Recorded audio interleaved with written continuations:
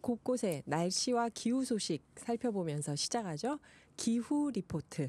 노광준 PD 나왔습니다. 네, 안녕하세요. 오늘은 날씨와 기후 중에서 뭐부터 시작할까요? 기후 이슈 중에 하나가 네. 이제 그래 가을은 더워. 오케이. 그러면 올 겨울은 어떻게 될까? 아, 그렇네요, 진짜. 예, 어떤 분은 아니 가을도 아직 안 왔는데 왜 겨울 걱정해 이러는데 우리는 늘 최악의 상황을 한번 대비를 해야 되잖아요. 그렇죠. 최악의 시나리오는 이겁니다. 11월 말까지 더운 가을이 이어지면서 에어컨을 계속 틀면서 관리비가 계속 나오다가 갑자기 훅 추워지면서 또 난방비 해가지고 관리비 폭탄. 이거는 너무 최악인데요.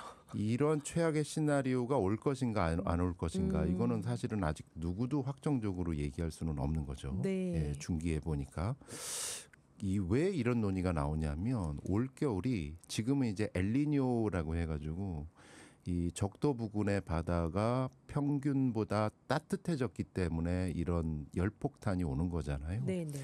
엘니뇨가 라니냐라고 적도 부근의 바다가 차가워지는 이런 시점으로 전환되는 시점이 올 겨울이기 때문에 그렇습니다.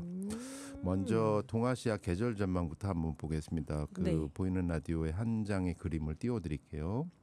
부산에 있는 에이펙 기후센터에서는 이제 동아시아 계절 전망을 계속 내는데 19일에 발표가 된 계절 전망입니다. 올해 12월까지 동아시아 계절 날씨는 어떻게 될까? 우선 기온을 보시죠. 빨간색만 찾으면 됩니다. 시뻘거면은 이제 평년보다 덥다라는 거거든요. 네. 그림을 보시면 온통 시뻘겋습니다.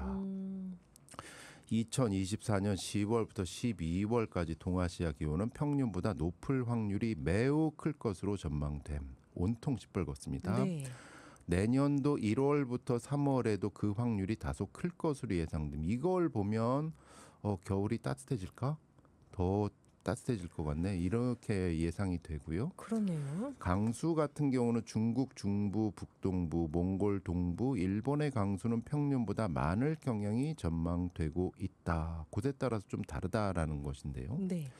여기서 근데 또 한 가지 그림을 보면 한 가지 변수가 등장을 합니다. 또 한 가지 그림 한번 띄워주세요. 적도 부근 바다 온도가 평균보다 낮아지는 라니냐 현상이 대두가 된다라는 거를 같이 지적을 하고 있습니다. 네. 우선 에이펙 기후센터의 전 지구 기후 예측을 보면 라니냐 변수가 확실해 보입니다. 라니냐 주의를 제시한다. 2024년 11월에 영하 1도로 예측되는 라니냐 주의가 서서히 상승해서 내년 3월경에는 마이너스 0.4도에 이를 것으로 전망된다. 예측 정기간 동안 라니냐가 발생할 확률이 가장 우세할 것으로 예상된다. 이러면은 최악의 시나리오가 진짜가 될 수 있는 거 일단 아니에요? 라니냐라는 것이 우리나라한테 더운 곳으로 올 것이냐 훅 추워지는 곳으로 올 것이냐는 좀 모르는 학자들마다 좀 다른 것 같아요. 네. 이게 지역에 따라서. 왜냐하면은 오히려 라니냐로 전환이 되니까 더 더워진다. 그러니까 더 따뜻해질 것이다라는 전망을 내놓는 분들도 있고요. 네. 학자들 중에서는 곳에 따라서 훅 추워지는 곳이 있을 것 같아. 오히려. 예, 오히려 이거는 좀 그 곳이 우리나라인지 아니면 일본 동쪽인지 이것에 대해서는 좀 엇갈리는 부분이 있어요. 그래서 상황을 좀 더 지켜보는데 어쨌든 올겨울은 엘니뇨에서 라니냐로 전환되는 시기이고 곳에 따라 훅 추워지는 곳이 있다. 이거는 좀 분명해질 것 같습니다. 네. 여기에 따라서 연관되는 변수가 생기는데 라니냐 하면은 예전의 경험으로 비쳤을 때 네. 곡물 가격이 치솟거든요. 맞아요. 날씨가 이러면은 작황이 네, 특히 우리나라 지구 반대편에 있는 남미에 네. 곡창지대 가뭄을 몰고 온다고 했거든요. 라니냐가.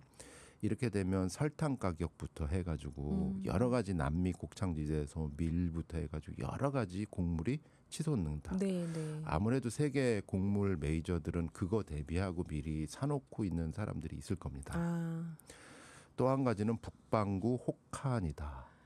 그러면 우리 추울 텐데 이제. 네. 이렇게 되면은 난방비 부담으로 오는 거죠. 그렇죠. 특히 유럽 같은 경우 난방비 부담인데 우리나라도 사실 만만치가 않은 그렇죠. 부분이잖아요. 이게 그러면은 먹는 북비, 남방비 큰일이네요. 네, 이게. 그래서 곡물과 에너지 요게 라니냐로 전환이 될 때 두 가지 좀 만반의 준비가 좀 국가적으로도 필요한 부분이 아닌가 싶은 생각이 들고요.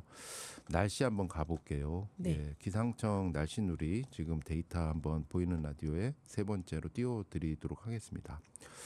비 강하고 많은 비가 예상이 됐는데 지금 수도권, 강원도, 전남, 동부, 경남권에 호우특보가 발효돼 있습니다.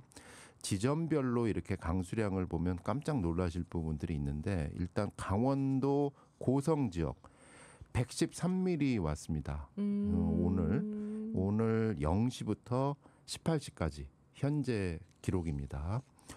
그리고 전라도 순천 네. 186mm 왔고요. 아이고. 그다음에 구례 137.5mm 왔습니다. 남원 117.8mm 왔고요. 또 경상권에 이제 지리산 산청 152.0mm 왔습니다. 그리고 제주도는 어이구 어마어마해요. 제주 삼각봉 309mm 왔고요. 세상에.